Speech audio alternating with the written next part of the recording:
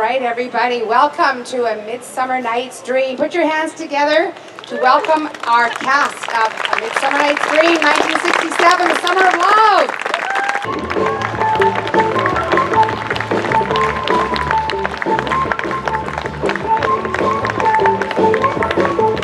Start with the mic, over to your left.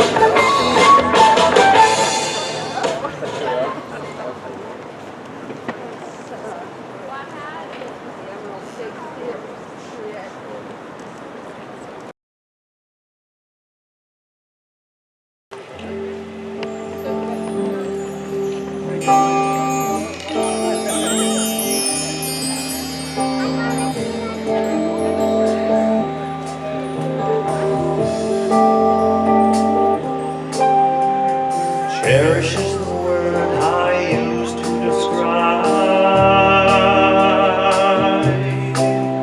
all the feelings that I have hiding here for you inside.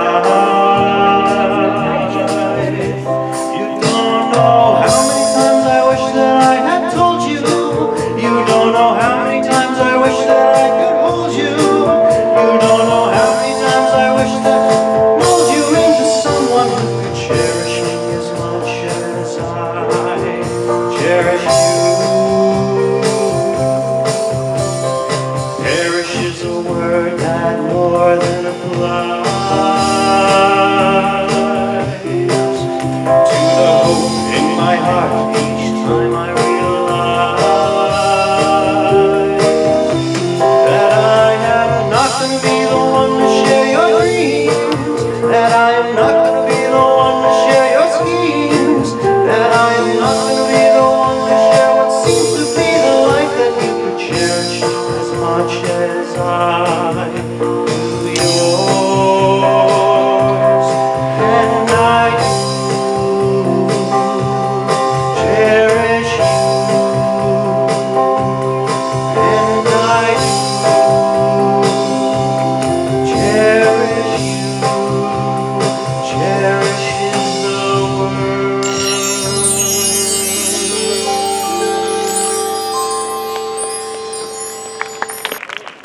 Thank you, Lysander, and a big hand to our dream band as well. I'd like to welcome everybody tonight. How many here are here for the first time to Bard?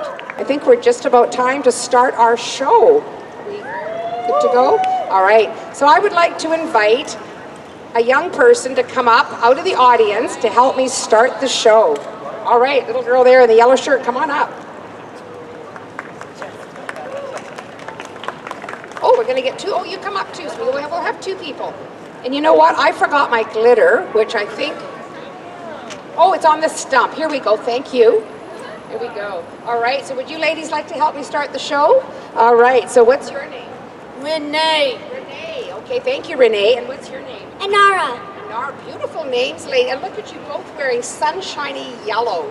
All right, so I'm going to put this under my arm because I know it'll blow away. And I'm going to give you a little bit of fairy dust. Okay, so I'm going to put this in your hand. Absolutely, you can. There you go, sweetie.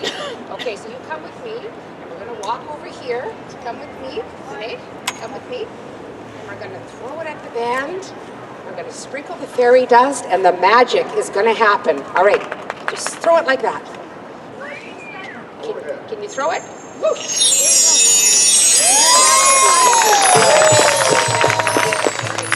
Welcome and enjoy A Midsummer Night's Dream.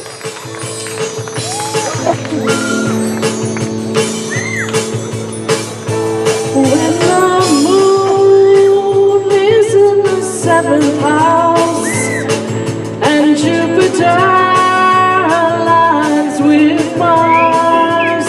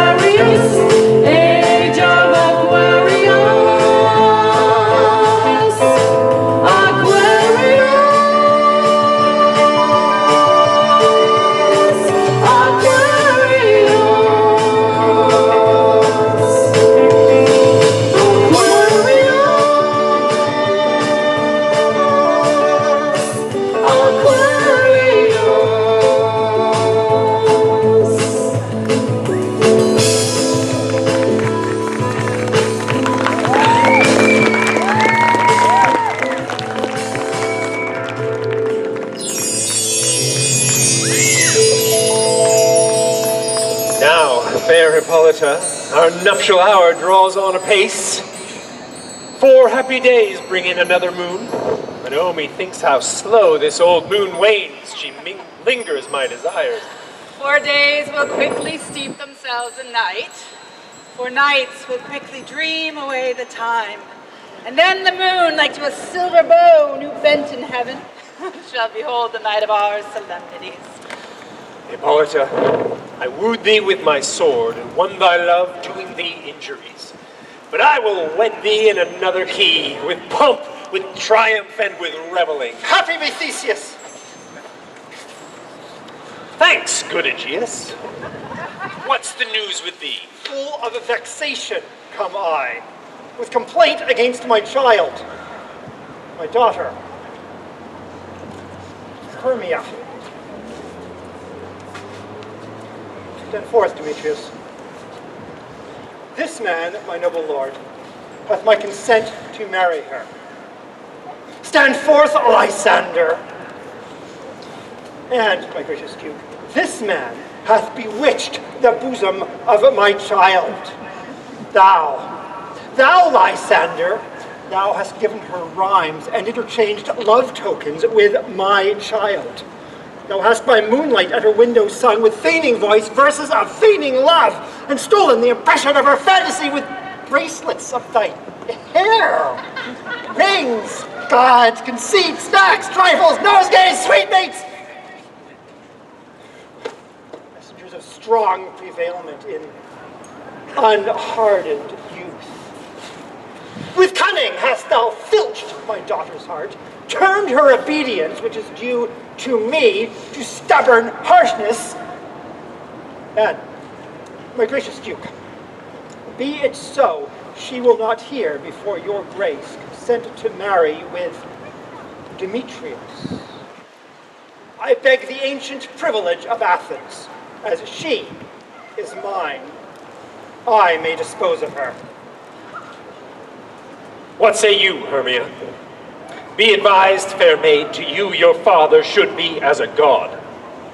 Demetrius is a worthy gentleman. So is Lysander. In himself he is, but in this kind, wanting your father's voice, the other must be held the worthier. I would my father look me with my eyes. Rather your eyes must with his judgment look. I do entreat your grace to pardon me.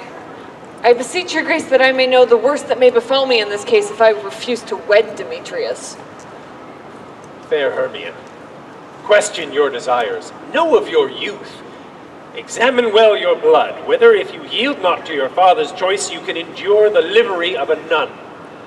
For I to be in shady cloister mewed, to live a barren sister all your life, chanting faint hymns to the cold, fruitless moon. Thrice blessed they that masters so their blood to undergo such maiden pilgrimage. But earthlier happy is the rose distilled, than that which, withering on the virgin thorn, grows, lives, and dies in single blessedness.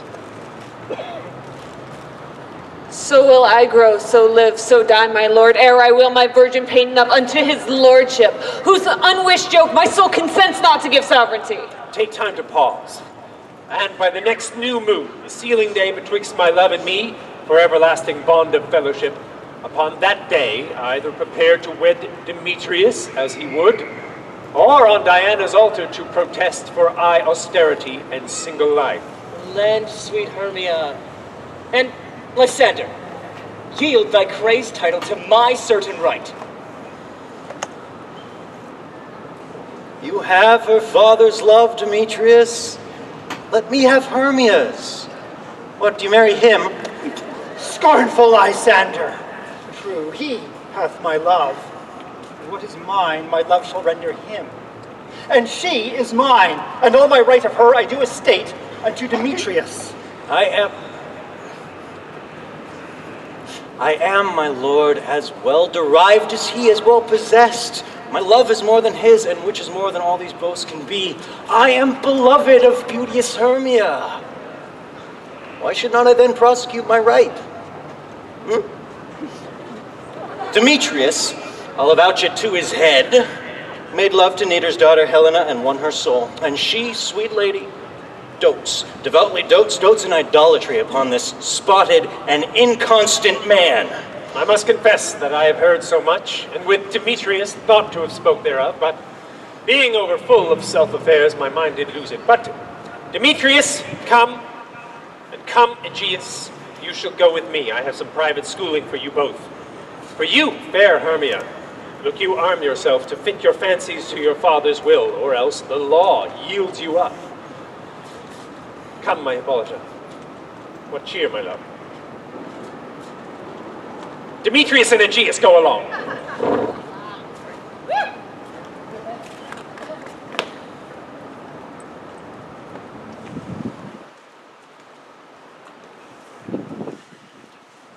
How now, my love?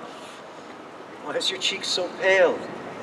No chance the roses there do fade so fast. The like for want of rain, which I could well beteem them from tempest of my eyes. Ay me, for aught that I could ever hear, could ever read by tale or history, the course of true love never did run smooth.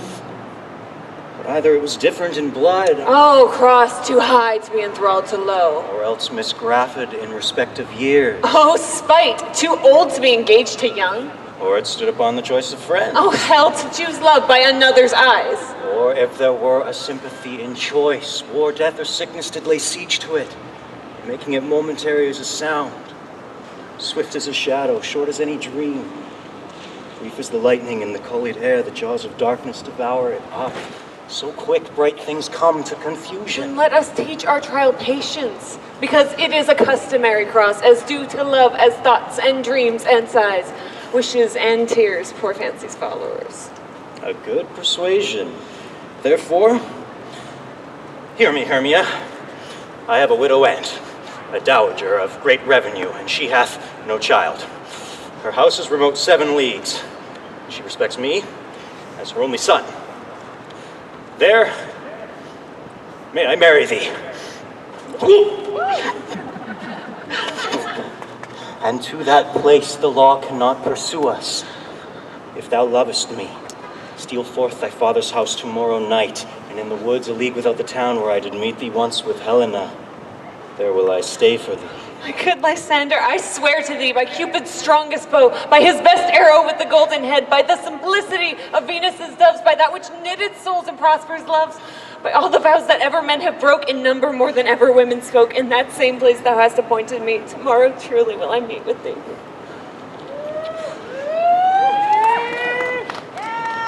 Keep promise, love. Look, here comes Helena.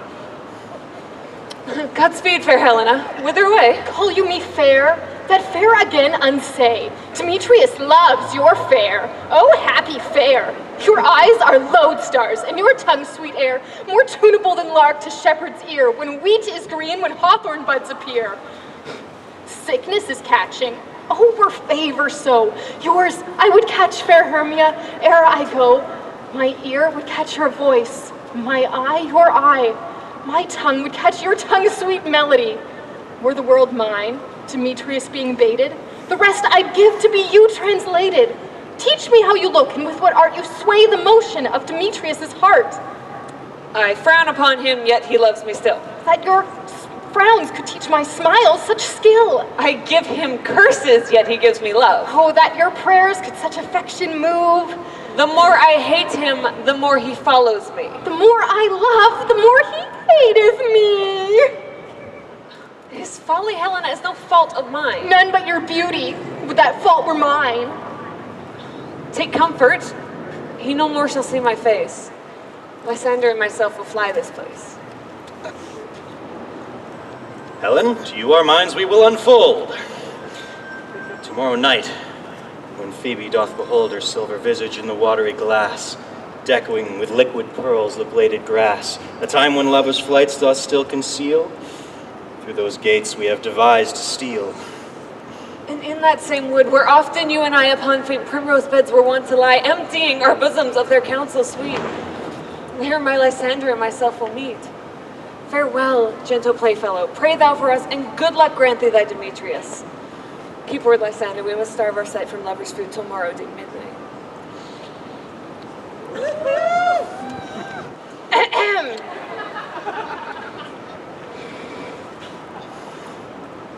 Keep promise, love.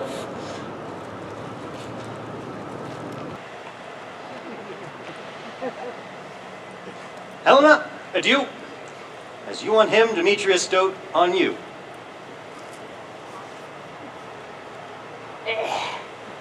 How happy some or other some can be. I am thought as fair as she. But what of that? Demetrius thinks not so. He will not know what all but he do know. And as he errs, doting on Hermia's eyes, so I, admiring of his qualities. Love looks not with the eyes, but with the mind. And therefore winged Cupid is painted blind, nor half love's mind of any judgment taste. Wings and no eyes figure unheedy haste. And therefore, love is said to be a child, because in choice he is so oft beguiled. As waggish boys in game themselves forswear, so the boy love is perjured everywhere. For ere Demetrius looked on Hermia's eyne, he hailed down oaths that he were only mine. When this hail some heat from Hermia felt, so he dissolved, and showers of oaths did melt. I will tell him of fair Hermia's flight. To the wood will he tomorrow night pursue her. For this intelligence, if I have thanks, it is a great expense. But herein I mean to enrich my pain, to have his sight thither and back again.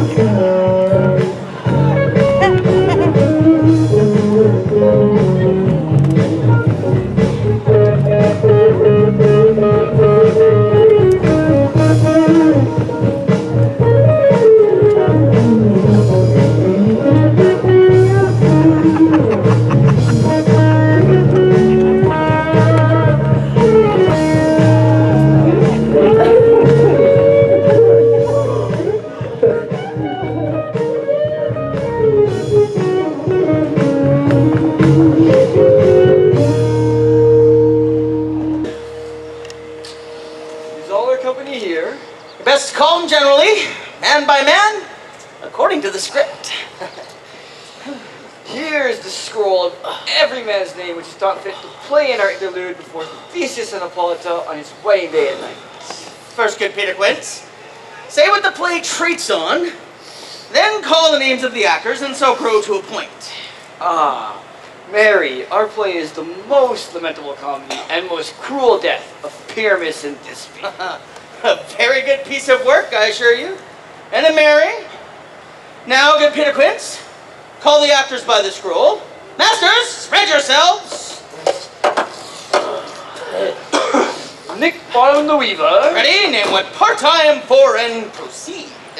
You, Nick Bottom, are set down to play Pyramus. What is Pyramus? A lover or a tyrant? A lover that kills himself most gallant for love. That will ask some tears in the true performing of it. If I do it, let the audience look to their eyes. I will move storms. I will condole in some measure.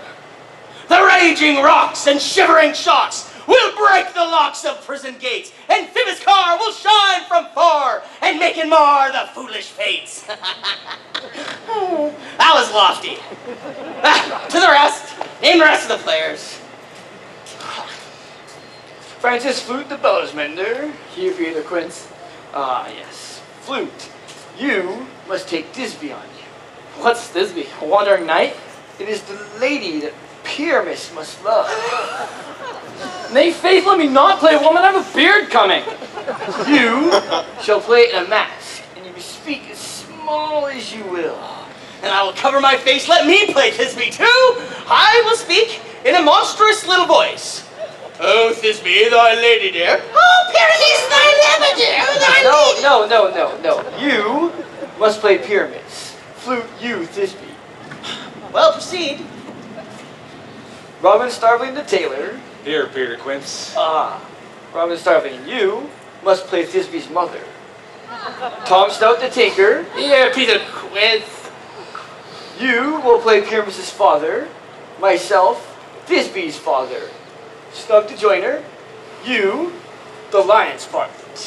And here, I hope, is a play fitted. Has the lion's part been written? Okay, so if it be, give it to me, for I'm slow of study. You may do it extempore, for it is nothing but roaring. Let me play the lion too. I will roar that I will make any man's heart good to hear it. I will roar that I will make the Duke say, let him roar again. Let him roar again. And you should do it too terribly. You would fright the ladies, but they would shriek, and that were enough to hang us all. I grant thee, friends, if you were to fright the ladies out of their wits, they would have no more discourse but to hang you. But I will aggravate my voice so that I will roar as gently as any sucking dove. I will roar as for any nightingale. You can play no part but Pyramus. For Pyramus is a sweet-faced man, a proper man, as one would see on a summer's day, a lovely, gentleman-like man. Therefore you must needs play Pyramus. Well, I will undertake it. What beer will I play? Why, which you will. I will discharge it in my straw-colored beard, or my orange tawny beard, or my purple and grain beard. My French crown-colored beard, your perfect yellow. Some of your French crowns have no hair at all. Then you'll play it barefaced. But masters, here are your parts.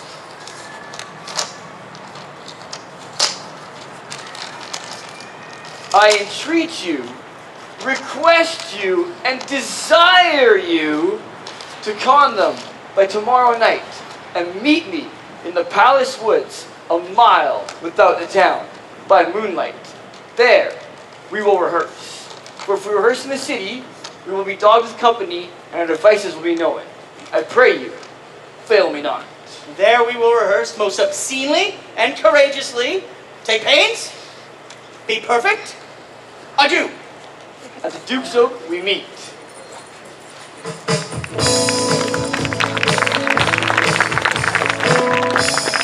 If you're going to San Francisco, be sure to wear some flowers in your hair. If you're going to San Francisco, you're gonna meet some gentle people there. All across the nation, such a strange vibration. Oh, people in motion. There's a whole generation with a new explanation. Oh, people in motion. People in motion. For those who come to San Francisco, be sure to wear some flowers in your hair. If you come to San Francisco, summertime will be a loving there. If you come to San Francisco, summertime will be a loving there.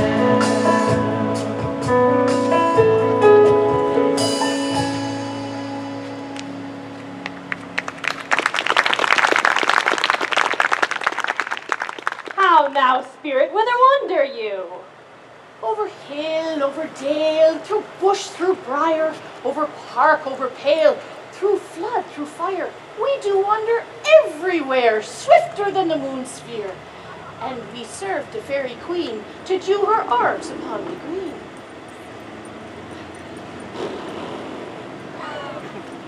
Farewell, lob of spirit, we be gone. Our queen and all our elves come here anon.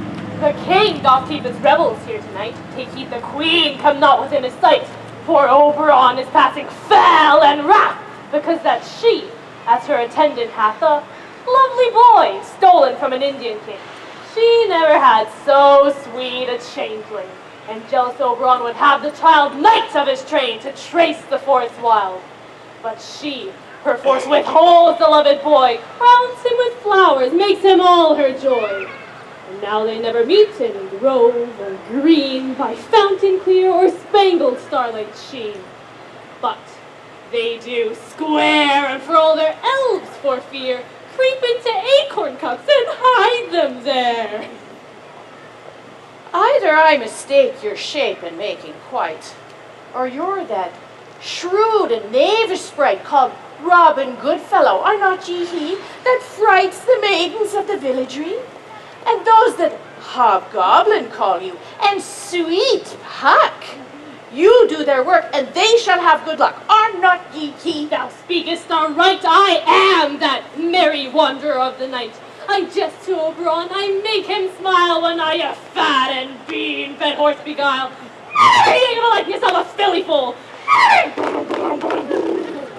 A merry hour was never wasted there.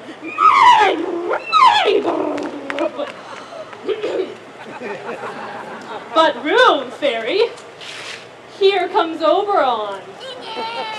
And here my mistress.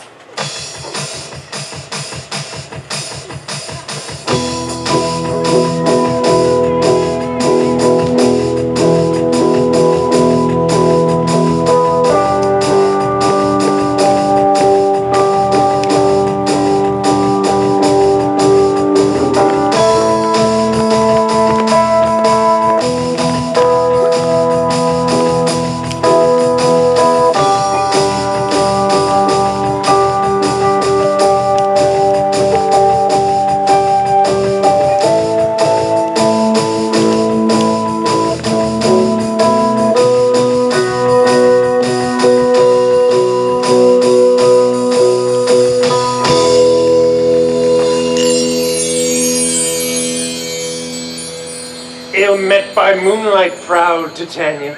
What? Jealous, Oberon? Fairies, skip hence. I have forsworn his bed and company.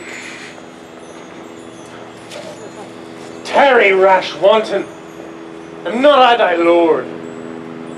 Then I must be thy lady.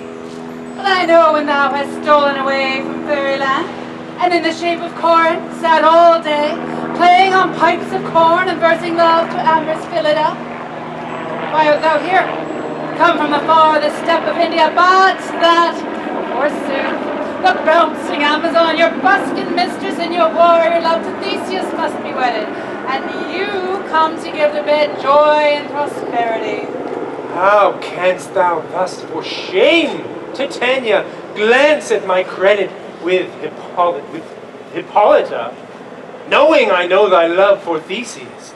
Didst thou not lead him through the glimmering night from Perigenia, whom he ravished, and make him with fair Aigle break his faith with Ariadne and Antiopa? These are the forgeries of jealousy.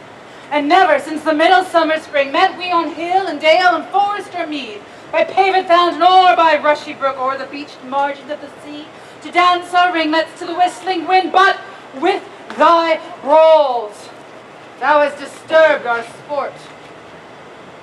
Therefore the winds, piping to us in vain, as in revenge have sucked from the sea contagious fogs, which falling in the land have every pelting river made so proud that they have overborne their continents.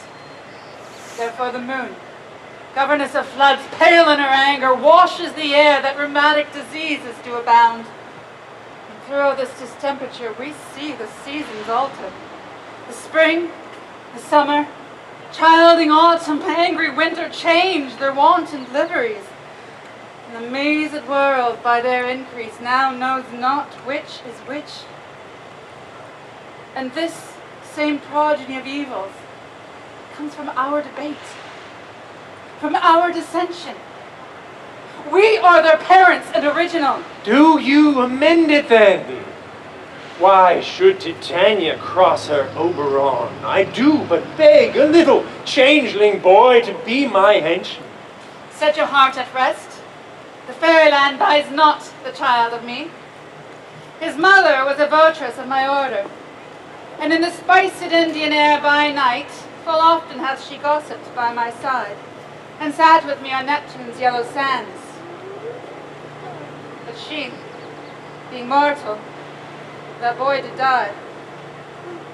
And for her sake do I rear up her boy, and for her sake I will not part with him. How long within this wood intend you stay? Perchance until Theseus' wedding day. If you will patiently dance in our rounds, and see your moonlight revels, go with us. If not, shun me, and I will spare your haunts. Give me that boy, and I will go with thee. Not for thy fairy kingdom. Fairies! Away. We shall chide downright thy longer stay.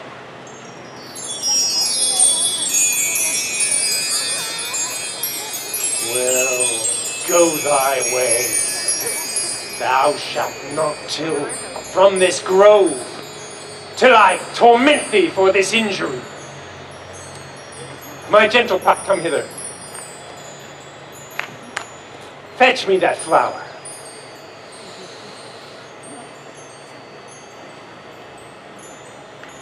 The herb I showed thee once. And maidens call it love in idleness. The juice of it on sleeping eyelids laid will make all man or woman madly dote upon the next live creature that it sees. Fetch me this herb, and meet me here again ere the Leviathan can swim a league. I'll put a girdle round about the earth in 40 minutes. Having once this juice, I'll watch Titania when she is asleep, and drop the liquor of it in her eyes. The next thing, waking, she then looks upon, be it on lion, bear, or wolf, or bull, on meddling monkey, or on busy ape, she shall pursue it with the very soul of love.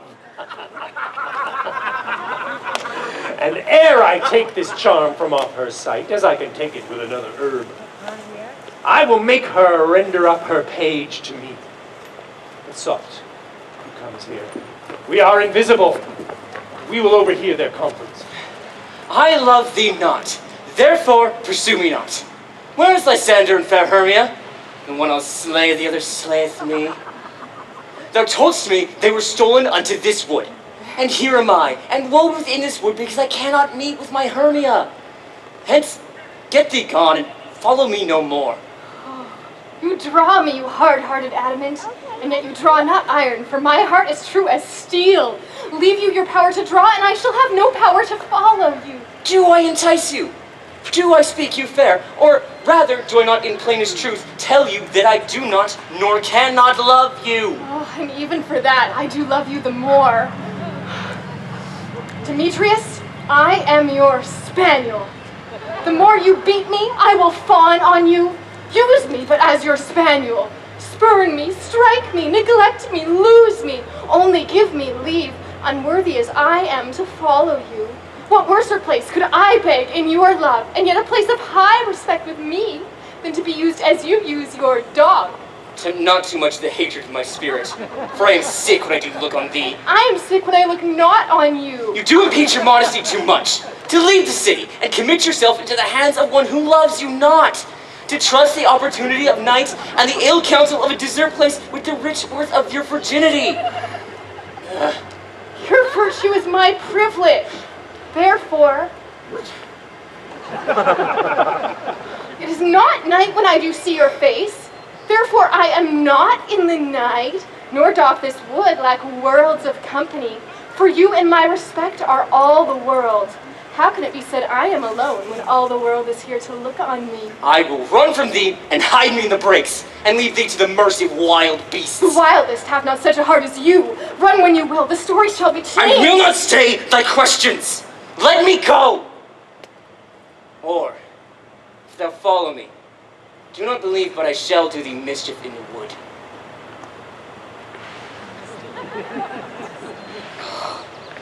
Aye, in the temple, in the town, the field, you do me mischief. Fie, Demetrius. Your wrongs do set a scandal on my sex. We cannot fight for love as men may do. We should be wooed, and we're not made to woo. I'll follow thee, and make a heaven of hell, to die upon the hand I love so well. Fare thee well, nymph. Ere he do leave this grove, thou shalt fly him, and he shall seek thy love. Welcome, wanderer. Hast thou the flower there? Aye, there it is. I pray thee, bring it. Give it me.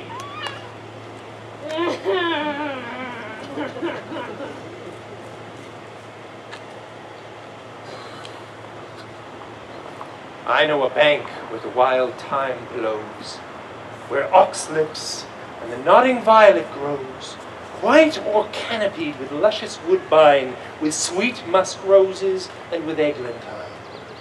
There sleeps Titania sometime of the night, lulled in these flowers with dances and delight. And there the snake throws her enameled skin, weed wide enough to wrap a fairy in. And with the juice of this, I'll streak her eyes and make her full of hateful fantasies. Take thou some of it, and seek through this grove. A sweet Athenian lady is in love with a disdainful youth. Anoint his eyes.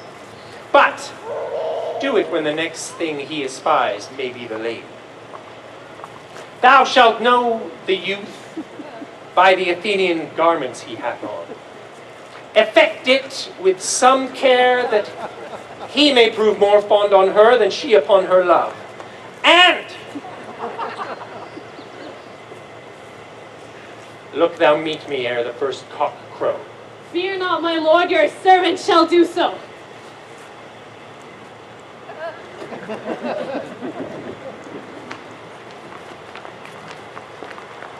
Come down a fairy song.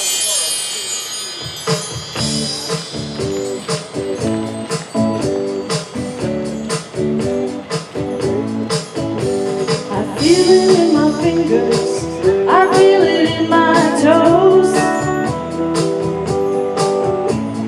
Love is all around me, and so the feeling grows. It's written on the wind, it's everywhere I go. So if you really love me, come on and let it show.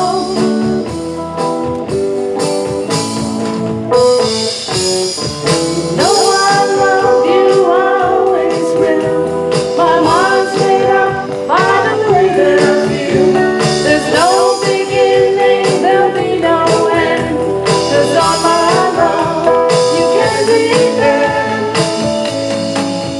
I see your face before me as I lay on my bed.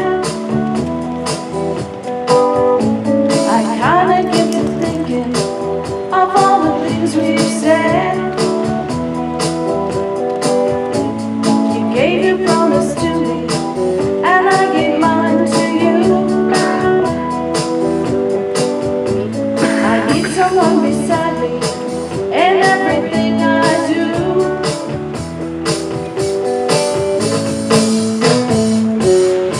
You know I love you, I always will. My mind's made up by the way that I feel. There's no beginning, there'll be no end. 'Cause all my love, you can be there. It's written on the wind, it's everywhere I go. So if you really love me, come on and let it show. Come on and let it show.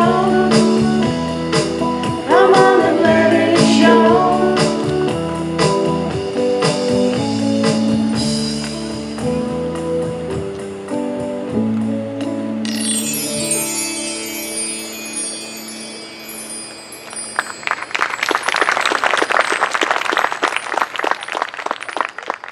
Come away, all is well. One alone, stand sentinel.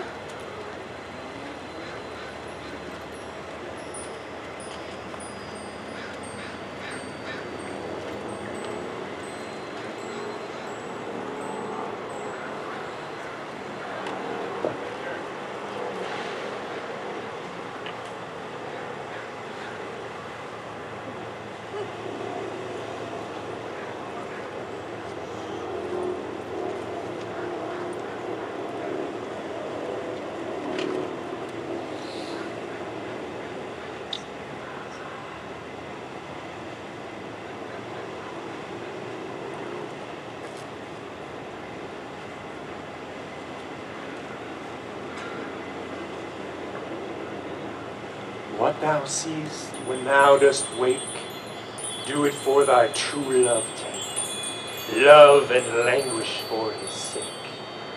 Be it ounce, cat, or bear, pard or boar with bristled hair. In thy eye that shall appear when thou wakest, it is thy dear. Wake when some vile thing is near.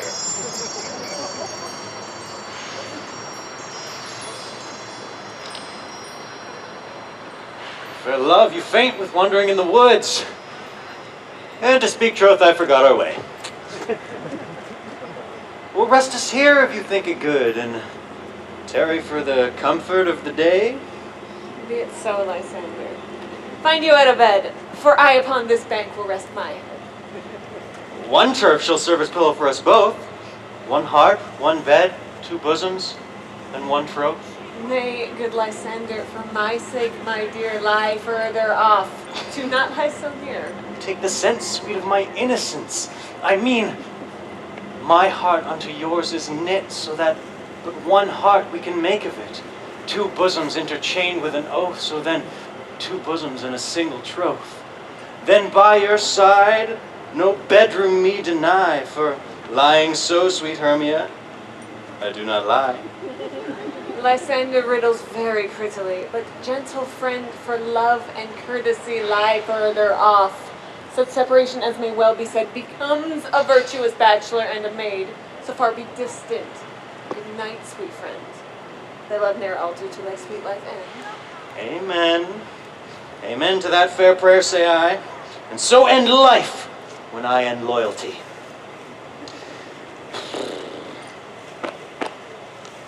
Here shall be my bed.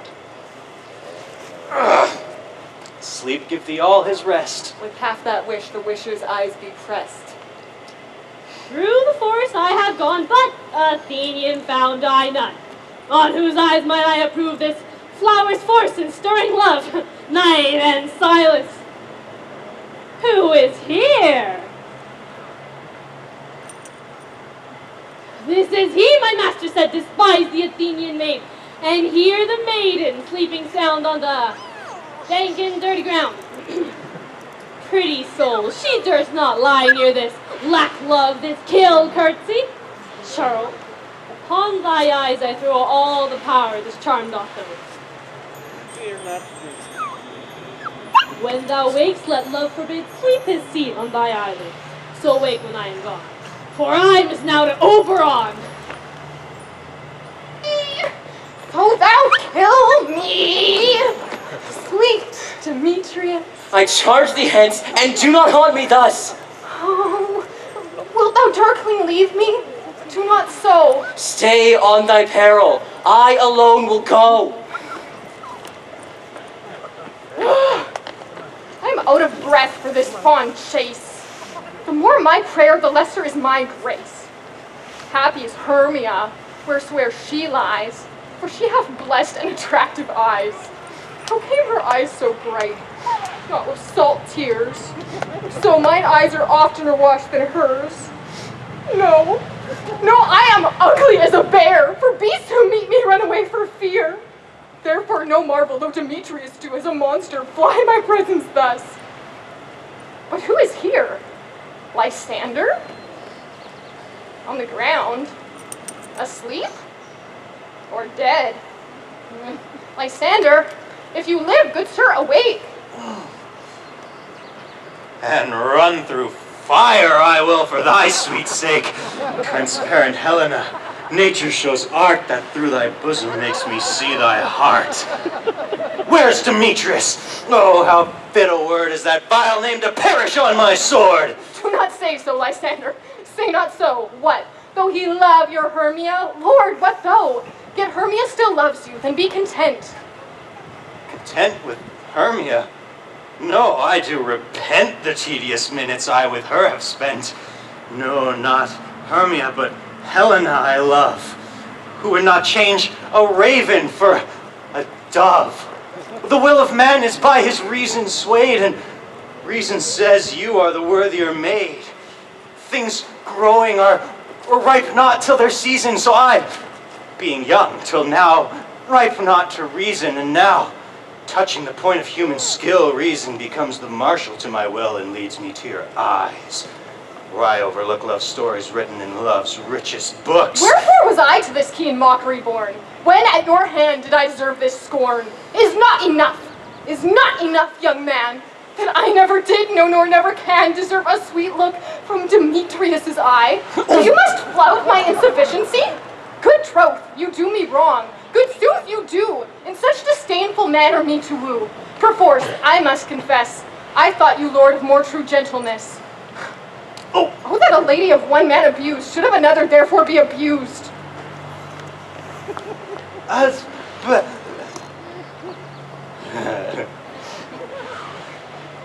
Oh, she sees not Hermia. Hermia. Sleep thou there, and never mayst thou come Lysander near. For as a surfeit of the sweetest things, the deepest loathing to the stomach brings, or as tie heresies that men do leave are hated most of those they did deceive, so thou, my surfeit, my heresy, of all be hated but the most of me. In all my power, address your love and might to honor Helen and to be her knight.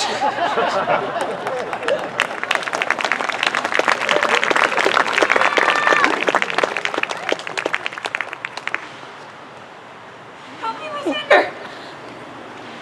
Help me. Why me, for pity, what a dream was here. Lysander, look how I do quake with fear. Methought a serpent came and ate my heart away, and you sat smiling at his cruel prey. Lysander? What, removed? Lysander? Lord? What, out of hearing? Gone? No sound, no word? Alack, where are you? Speak, and if you speak, here speak of all loves. I swoon almost with fear. No? And I well perceive you all not nigh. Either death or you I'll find immediately.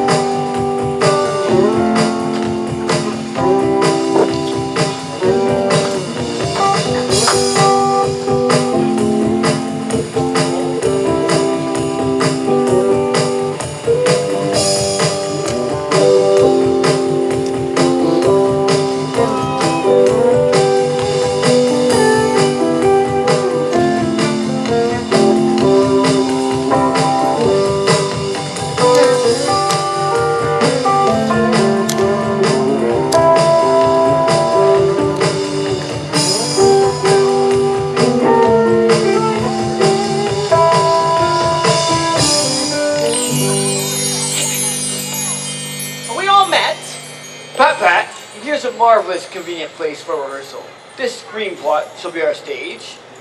This our tiring house, and we will do it in action as we will do it before Theseus. Peter Quince, What sayest thou, boy bottom? there are things in this comedy of Pyramus and Thisbe that will never do. First, Pyramus must draw a sword to kill himself, which the ladies cannot abide.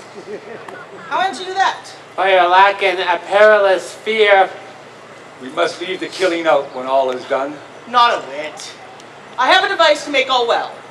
Write me a prologue, and let that prologue seem to say we will do no harm with our swords, and that Pyramus is not killed indeed.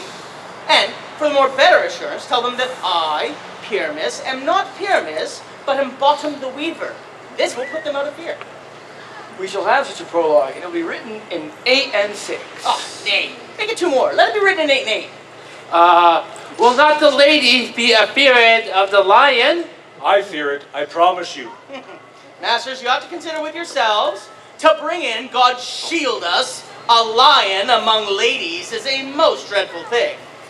For there is no more fearful wild fowl than your lion living, and we ought to look to it. Therefore, another prologue must state that he is not a lion. No, we must name his name. And half his face must be seen through the lion's neck.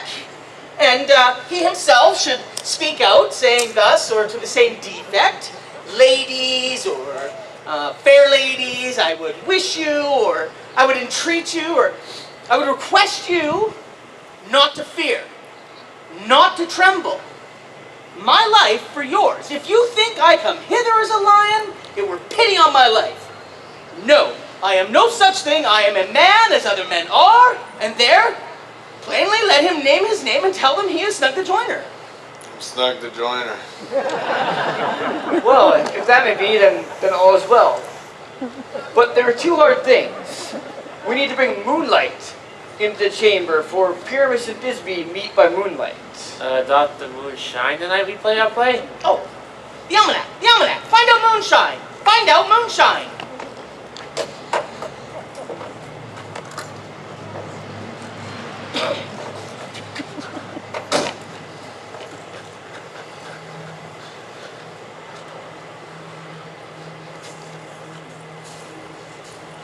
Ah, yes, it doth shine that night. Why, then we may leave a casement in the great chamber window where we will play open, and the moon may shine in at the casement. Well, it shall be so. But there's another thing. We need to bring a wall into the great chamber, for Pyramus and Thisbe, as the story goes, did talk through the chink of a wall. You can never bring in a wall. What sayest thou, Bottom? Some man or other must present wall. And he should have some loam or some powder or some rough cast about him to signify wall. Oh, and he should hold his fingers thusly. Yes, and through this cranny shall Pyramus and Thisbe whisper. Well, that may be that all is well. Come, sit down, every mother's son, and rehearse your parts. Pyramus, you begin, and after you've spoken your speech, enter into that break, and so everyone according to his cues. Ugh. What hempen homespuns have we swaggering here so near the cradle of the fairy queen? What a play towards! I'll be an auditor, an actor too, perhaps, if I see cause.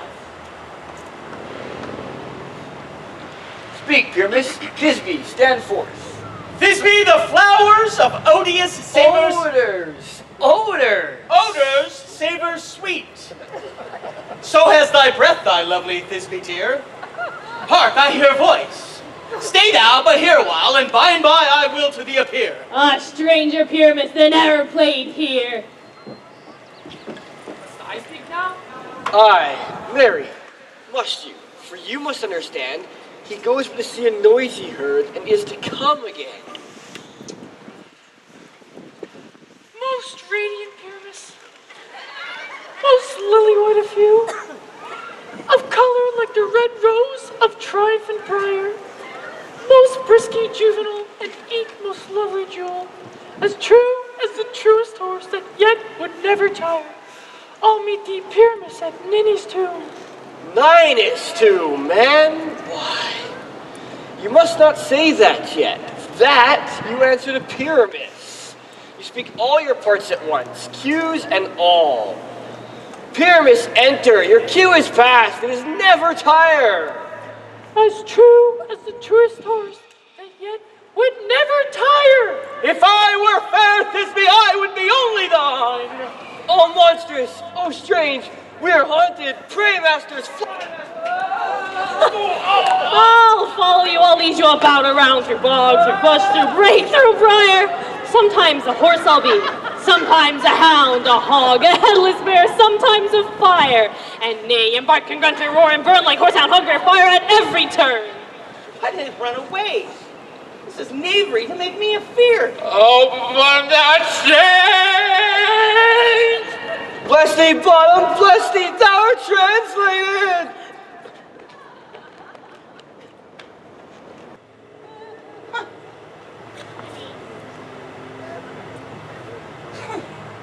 I see their knavery. This is to make an ass of me. to frighten me if they could. But I will not stir from this place. I will walk up and down here. Do what they can, and I will sing so that they shall hear I am not afraid. Ooh. Darling, give me a head with hair, long beautiful hair, shining, steaming, gleaming, flaxen, waxen. Give me it down to there, shoulder length or longer. Here, baby, there, mama, everywhere, daddy, daddy. Yeah! What angel wakes me from my flowery bed? I pray thee, gentle mortal, sing again, for mine ear is much enamored of thy note. So is mine eye enthralled by thy shape, and thy fair virtues force perforce doth move me on the first view to say, to swear, I love thee. Methinks, mistress, you should have little reason for that. But, if I have to speak the truth, reason and love keep little company nowadays. Nay, I can click upon occasion. Thou art as wise as thou art beautiful. Not so neither. But if I'd had enough wit to get out of this wood, I'd have enough to serve my own turn. Out of this wood do not desire to go. Thou shalt remain here, whether thou wilt or no. I am a spirit of no common rate. The summer still doth tend upon my state, and I do love thee. Therefore go with me. I'll give thee fairies to attend on thee, and they shall fetch thee jewels from the deep, and sing while thou on blessed powers dost sleep. And I shall purge thy mortal grossness so, and thou shalt like an airy spirit go, peas, blossom, cobweb, moth, mustard seed, starfrost, snowflower, hibiscus, hazelwood. Ready? Where shall we go? Be kind and courteous to this gentleman. Hop in his walks and gambol in his eyes. Feed him with apricots and dewberries, with purple grapes, green figs, and mulberries. The honey bags steal from the humble bees, and for night tapers crop their waxen thighs, and light them at the fiery glowworm's eyes, to have my love to bed and to arise. And pluck the wings from painted butterflies, to fan the moonbeams from his sleeping eyes. Nod to him else and do him courtesies. Hail, mortal. Come, wait upon him. Lead him to my bower.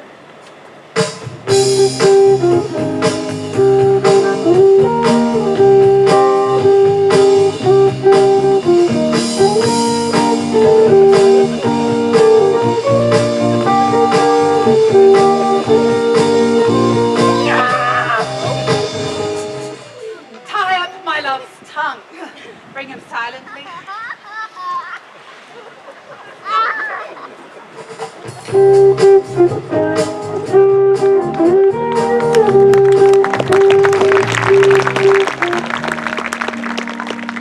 I wonder if Titania be awaked. Then what it was that next came in her eye that she must dote on in extremity. Here comes my messenger. How now, mad spirit? What night rule now about this haunted grove? My mistress with a monster is in love. Oh, near to her close and consecrated bower, while she was in her dull and sleeping hour, a crew of patches, rude mechanicals that work for bread upon Athenian stalls, were met together to rehearse a play intended for great Theseus's nuptial day. The shallow thick-skin of this barren sort who, Pyramus presented in their sport, forsook his scene and entered in a break, when I did him at this advantage take. An ass's knoll I fixed upon his head, a nod his Thisbe must be answered, And forth my mimic comes when they him spy, as wild geese that the creeping fowler eyes sever themselves and madly sweep the sky. So, at his sight, away his fellows fly, and that are stand here, over there, over one falls. He murder cries, and help from asking calls. Their sense thus weak, lost with fears thus strong, made senseless things begin to do them wrong. For briars and thorns at the peril snatch, some sleeves, some hats, from yielders all things catch. I led them on this distracted fear, and left sweet pyramids translated there. When in that moment, so it came to pass, Titania waked and straightway loved an ass. This falls out better than I could have devised. But, hast thou yet latched the Athenian's eyes with the love juice as I did bid thee do? I took him sleeping, that is done too, and with a woman by his side, that when he wakes, of force she must be eyed. Stand fast, this is the same Athenian. This is the lady, but not this the man. Why rebuke you him that loves you so? Lay breath so bitter on your bitter foe. Now I but chide, but I should use thee worse, for thou I fear hast given me cause to curse. If thou hast slain Lysander in his sleeping, or shoes in blood, plunge in the deep and kill me too. The sun was not so true unto the day as he to me. Would he have stolen away from sleeping Hermia? It cannot be but thou hast murdered him. So should a murderer look, so dead, so grim. And so should the murdered look, and so should I, pierced to the heart with your stern cruelty. Yet you, the murderer, look as bright and as clear as yonder Venus in her glimmering sphere. What's this to my Lysander? Where is he? Good Demetrius, wilt thou give him me? I'd rather give his carcass to my hounds. Out, dog! Out, cur! Thou drivest me past the bounds of maiden's patience. Hast thou slain him, then? Henceforth be never numbered among men. Once! Tell true! Tell true even for my sake. Durst thou have looked upon him being awake, and hast thou killed him sleeping? Oh, brave touch. You spent your passion on this prized mood. I'm not guilty of Lysander's blood, nor is he dead for aught that I can tell. I pray thee tell me then that he is well. And if I could, then what should I get there for? A privilege. Never to see me more, and from thy hated presence part I so. See me no more, whether he be dead or no.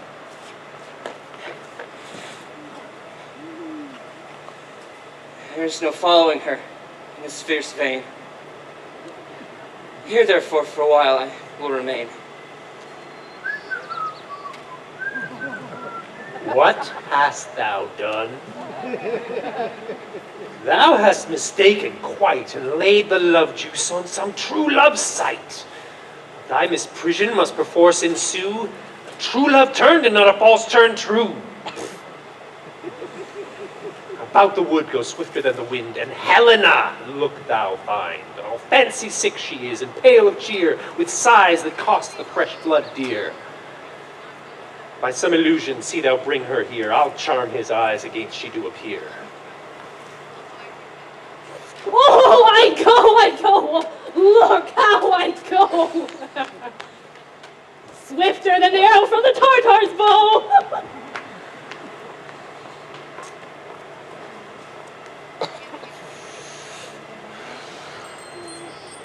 Flower of this purple dye, hit with Cupid's archery, sinking apple of his eye.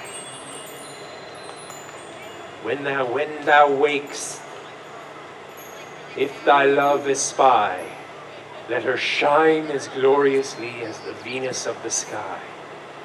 When thou wakest, if she be by, beg of her for remedy. Captain of the fairy band!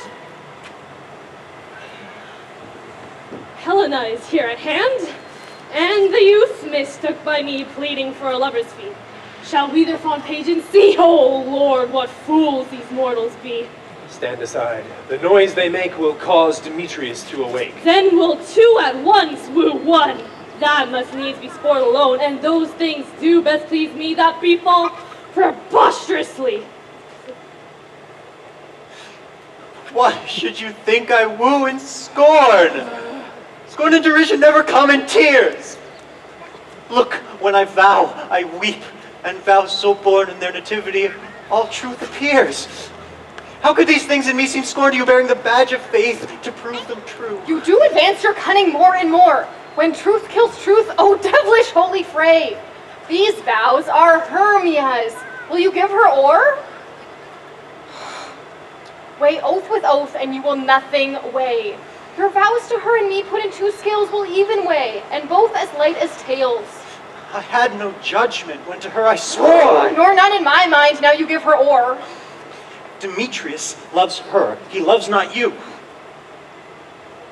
Oh, Helena, goddess, nymph, perfect, divine, to what, my love, shall I compare thine iron crystal is muddy? Oh, how ripe and show thy lips those kissing cherries tempting grow, that pure congealed white hides o'er snow, fanned with eastern wind turns to a crow, and thou holdst up thy hand. Oh, let me kiss this princess of pure white, the seal of bliss. Oh, spite, oh hell! I see you all are bent to set against me for your merriment. Do you not hate me, as I know you do, but must you join in souls to mock me too? If you were men, as men you are in show, you would not use a gentle lady so, to vow and swear and super praise my parts, when I am sure you hate me with your hearts. First both rivals, and love Hermia, and now both rivals to mock Helena. Oh, you are unkind, Demetrius. Be not so. For you love Hermia. This you know I know. And here, with all goodwill, with all my heart, in Hermia's love, I yield you up my part, and yours and Helena to me bequeath, whom I do love, and will do till my death. Never did mockers waste more idle breath. Lysander, keep thy Hermia. I will none. If e'er I loved her, all that love is gone. My heart to her but as guest was sojourned, and now to Helen is at home returned, there to remain. Helen, it is not so. Disparage not the faith that dost not know, lest to thy peril thou will buy it dear. Look, where thy love comes. Yonder is thy dear. Lysander found mine ear, I thank it brought me to thy sound.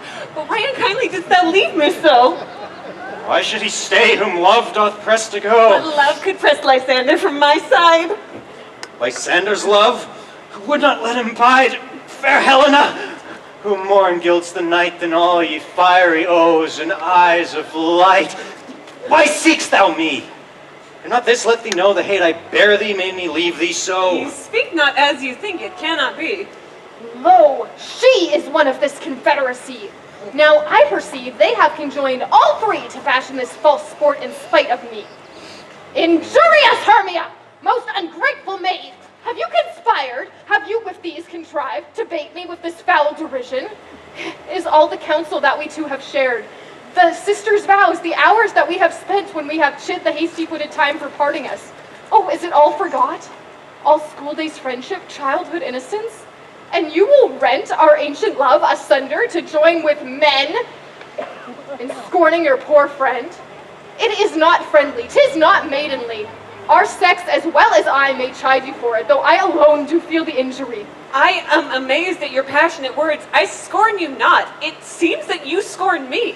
Have you not set Lysander, as in scorn, to follow me and praise mine eyes and face, and made your other love, Demetrius, who even but now did spurn me with his foot, to call me goddess, nymph, divine and rare, precious, celestial? Wherefore speaks he this to her he hates? And wherefore doth Lysander deny your love, so rich within his soul, to tender me forsooth affection, but by your setting on, by your consent? What, though I be not so in grace as you, so hung upon with love, so fortunate, but miserable most to love unloved? This you should pity rather than despise. I understand not what you mean by this. I do. Persevere, counterfeit sad looks, make mouths upon me when I turn my back, wink each at other, hold the sweet jest up. This sport well carried shall be chronicled. If you have any pity, grace, or manners, you would not make me such an argument. But fare thee well, 'tis partly my own fault, which death or absence shall soon remedy. Oh, Helena, hear my excuse, my love, my life, my soul, fair Helena. So excellent. Her so. If she cannot entreat, I can compel. Thou canst compel no more than she entreats. Thy Threats have no more strength than her weak prayers. Yes! Helena, I love thee. I swear by my life I do. I love thee. By that I would lose for thee to prove him false that says I love thee not. I say I love thee more than he can do. Thou say so. Withdraw. And prove it too. No, quick, come. Lysander, where to tends all this? Away, you! No. He'll seem to break loose. Take on as you would follow, but yet come not. You're a tame man. Go! What should I hurt her? Strike her, kill her dead?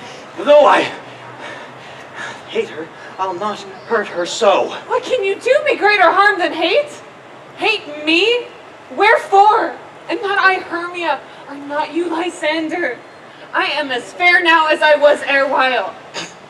Since night you loved me, and yet since night you left me? Why, then you left me, oh, God's forbid, in earnest, shall I say? Aye, by my life, and never did desire to see thee more. Therefore, be out of hope, of question, of doubt. Be certain nothing truer. 'Tis no jest that I do hate thee and love Helena. Oh, me. You juggler, you canker blossom, you thief of love. What, have you come by night and stolen my love's heart from him? Fine. Faith, have you no modesty, no maiden shame? What, will you tear impatient answers from my gentle tongue? Fie! Fie, you counterfeit, you puppet, you! Puppets? Why so? Aye, that way goes the game. Now I perceive that she hath made compare between our statures. She hath urged her height, and with her height, her tall personage, her height, forsooth, she hath prevailed with him. And are you grown so high in his esteem because I am so dwarfish and so low? How low am I, thou painted maypole? Speak, how low am I? I am not yet so low, but that my nails can reach unto thine eyes. I pray you, gentlemen, though you mock me, let her not hurt me, let her not strike me. You may think, though she is something lower than myself, that I can match her. Lower, hark again! Good Hermia, gentle Hermia, I evermore did love you, Hermia. Did ever keep your counsels, never wronged you. Say that in love unto Demetrius. I told him of your stealth unto this wood. For love, I followed him, he followed you, but he hath chid me hence, and threatened me to strike me, spurn me, nay, to kill me too. So you will let me quiet go to bear my folly back, and follow you no further. You see how simple and how fond I am. Why can't you gone? Who is that hinders you? A foolish heart that I leave here behind. What, with Lysander? With Demetrius. Fear not, Helena. She shall not harm thee. No, sir, she shall not, though you take her part. Oh, when she's angry, she is keen and shrewd, and though she be but little, she is fierce. Little again, nothing but low and little. Why will you suffer her to flout me thus? Let me come to her. Get you gone, you dwarf! You minimus of hindering knotgrass maid! You bead! You acorn! You are too officious in her behalf that scorns your services. Let her alone. Speak not of Helena, take not her part. For if thou dost intend never so little show of love to her, thou shalt abide it. Now she holds me not. Now follow if thou darest, to try whose right of thine or mine is most in Helena. Follow? Nay, I'll go with thee, cheek by jowl.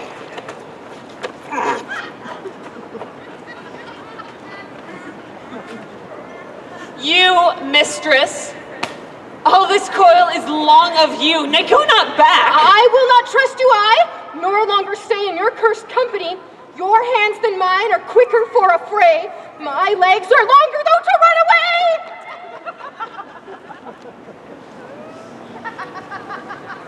I am amazed and know not what to say. This is thy negligence.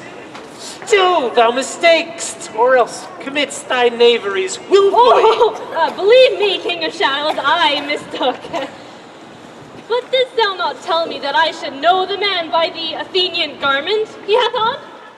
Oh, and so far blameless proves my enterprise that I have anointed an Athenian's eyes. And so far am I glad it did so sort, as their jangling I esteem a sport.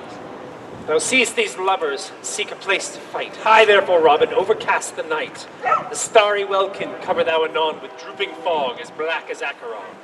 Then lead these testy rivals so astray that one come not within another's way.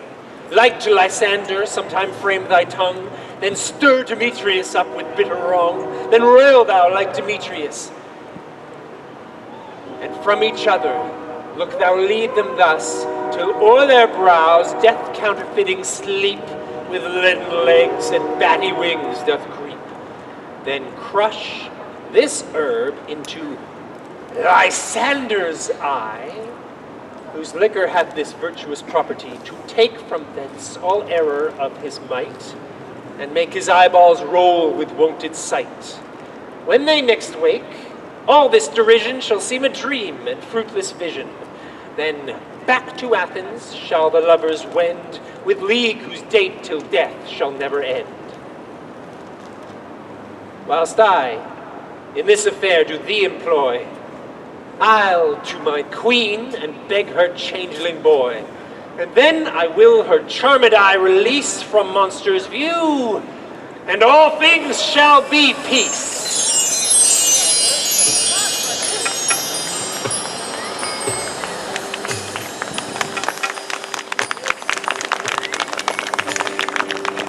Up and down, up and down, I will lead them up and down.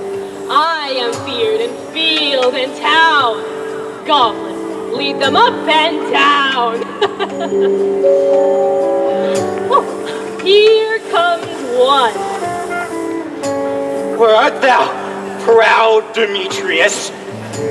Speak thou now! Here, villain, drawn and ready, where art thou?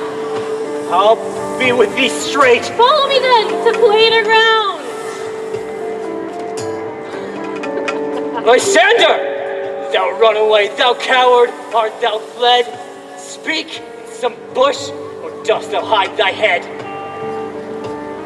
Thou coward, art thou bragging to the stars, telling the bushes that thou lookst for wars and wilt not come? Come, recreant, come, thou child, I'll beat thee with a rod. Oh, yea, art thou there? Follow my voice, we'll try no manhood here.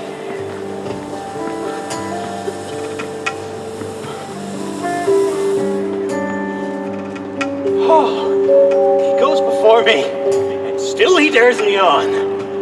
When I come where he calls, then he is gone. Oh, the villain's much lighter heeled than I. I followed fast, but faster he did fly. Fall into my dark, uneven way. Oh, and here will rest me. Oh, come thy gentle day, for if but once thou show me thy grey light, find Demetrius and revenge this spite. Oh, coward, why comest thou not? Abide me if thou darest, where art thou now? Come hither, I am here. Nay, then thou mockst me. Thou shalt buy this deer, if ever I thy face by daylight see. Now go thy way. Faintness constraineth me to measure out my length in this cold bed. By day's approach look to be visited. Oh, weary night. Oh, long and tedious night. Abate thy hour. Sunshine comforts from the east, that I may back by daylight from these that my poor company detest. And sleep, which sometimes shuts up sorrow's eye, steal me a while from mine own company. Nay, but three? Come, one more. Two of both kinds make up 5. 4. Look, here she comes, cursed and sad. Cupid is a knavish lad to make poor females mad. Never so weary, never so in woe. Bedabbled by the dew and torn by briars, I can no further crawl, no further go. My legs can keep no pace with my desires. Here will I rest me till break of day. Heaven shield Lysander if they mean a fray. On the ground, sleep sound. I'll apply to your eye, gentle lover. Remedy. When thou wakest, thou takes true delight in the sight of thy former lady's eye. And the country proverb known that every man should have his own, in your waking shall be shown. Jack shall have Jill, naught shall go ill, the man shall have his mare again, and all shall be well.